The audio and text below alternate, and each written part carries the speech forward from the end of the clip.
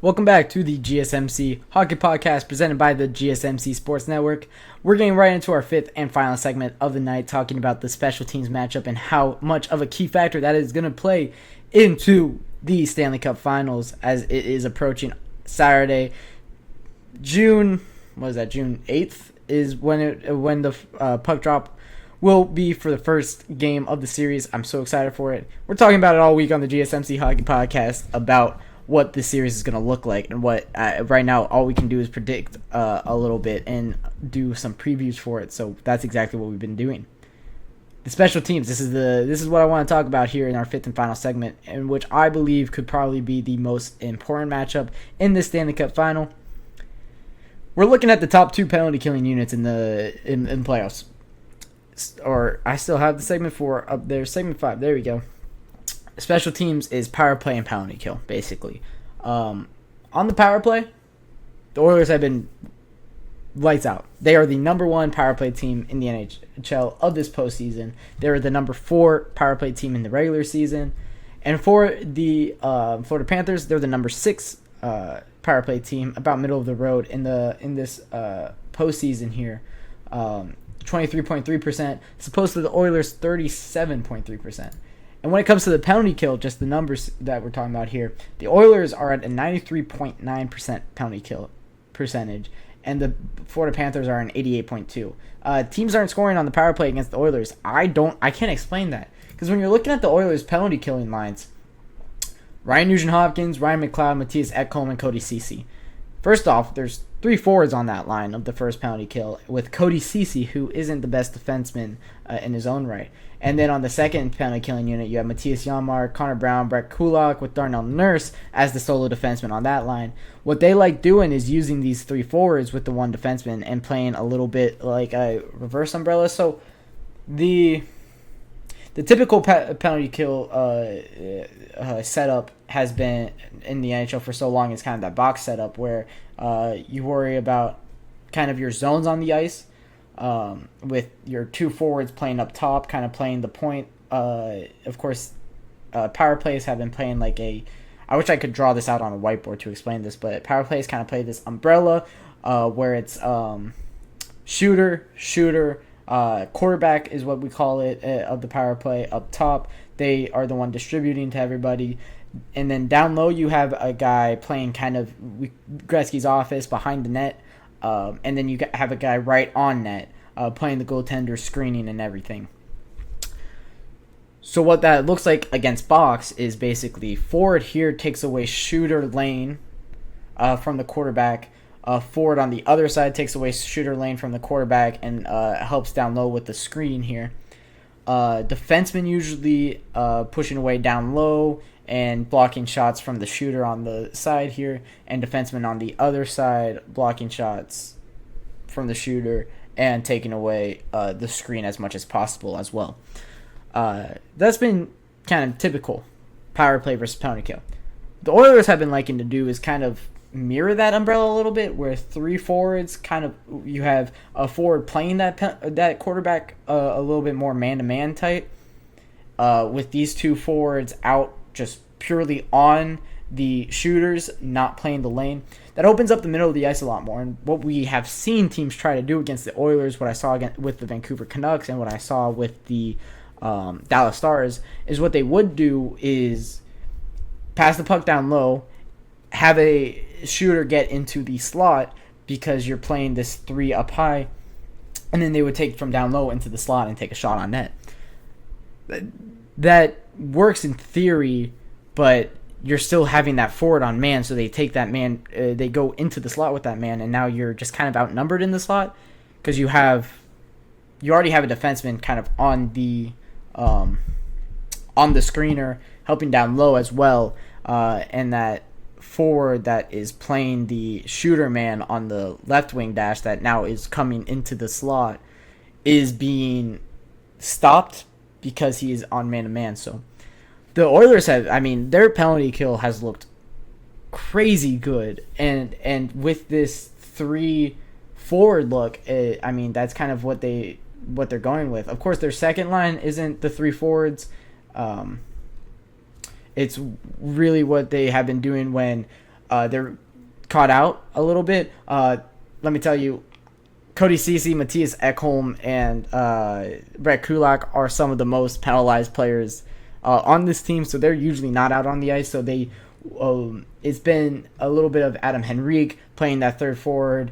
Connor Brown's already on that. Derek Ryan has been playing a little bit. Evander Kane has gotten some time on the penalty kill as well for the Edmonton Oilers. So what they have been able to do, kind of playing a reverse of that umbrella, has been very impressive, and playing more man on shooters have been great for the Edmonton Oilers, and it's working very well. On the other side for the Florida Panthers, what they have been doing is playing a very box look, but what's interesting about their penalty killing units is what we're typically seeing is 2 forwards, 2 defensemen as usual with the they're playing a lot more natural like box here, but they're switching up their pairing a little bit. They have Mikola and Kulikov on their first penalty killing unit, both very big guys here. Dmitry Kulikov playing on their third defensive pairing with Oliver Ekman-Larsson, and Nico Mikola playing on the second pair with Brandon Montour. And then when you get into their second penalty kill unit, that's when you're getting Gustav Forsling and Aaron Ekblad out there. So they're not using their big guys in their first penalty killing unit, instead opting to use it with the second. I think that's to balance out their penalty kill, and I think that's going very well.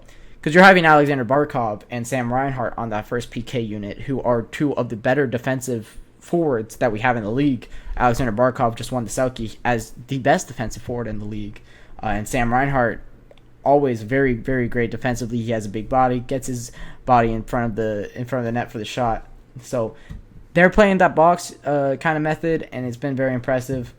And then when it comes to that second penalty kill unit, Kevin Stenlund, this is why he gets his money in the NHL. He is a very great penalty killer. He has always been a very great penalty killer, and he's out there on that second penalty killing unit. And Eetu Luostarinen is a big body, good left winger that gets out there and is great at killing it as well.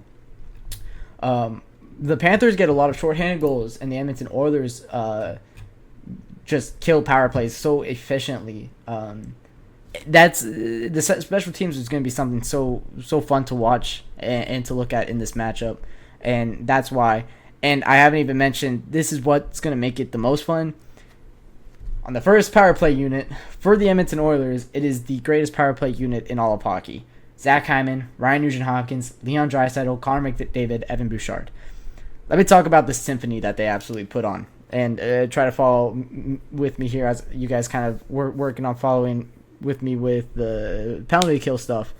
For the Edmonton Oilers, I talked about that umbrella on the power play, and they do run a umbrella kind of sort, but they give so much freedom to McDavid and Draisaitl, and it's beautiful because they know exactly what to do with it. Both these players operate so well going around the net and creating speed, looking for a pass when they come back up underneath around the hash marks. That's really what they have made a living doing. So if McDavid gets the puck, he usually gets the puck from up high.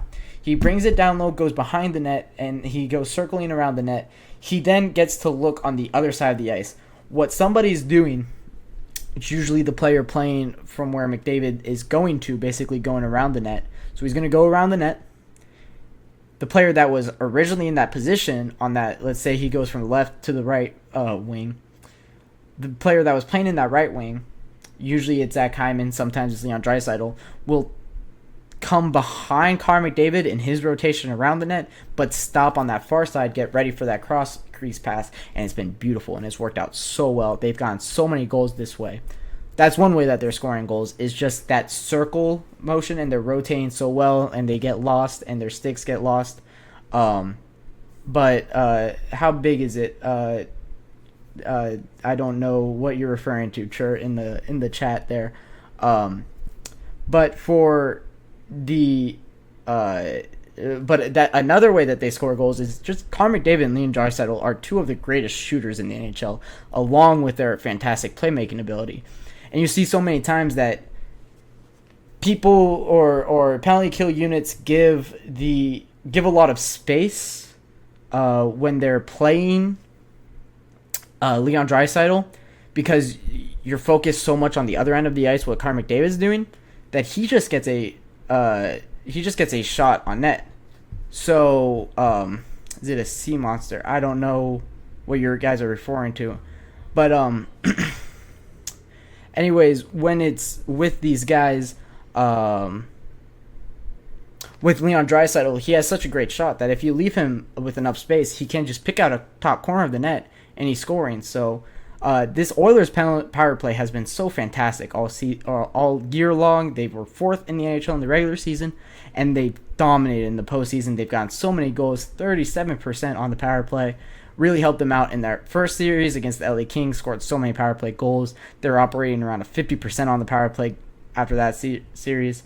Who's better, Kevin Durant or Patrick Mahomes? I don't think I can answer that. Those two play very different sports. But that'll wrap it up for the GSMC Hockey Podcast presented by the GSMC Sports Network. I thank all of you guys for all of your support. If you would like to like or subscribe to the show, that all of your support would be much appreciated. We also have TikTok, Instagram, Facebook, and Twitter that you guys can follow at the GSMC Sports Network or GSMC Podcast Network. But with that, all that being said, thank you all for tuning in once again, and have a fantastic day.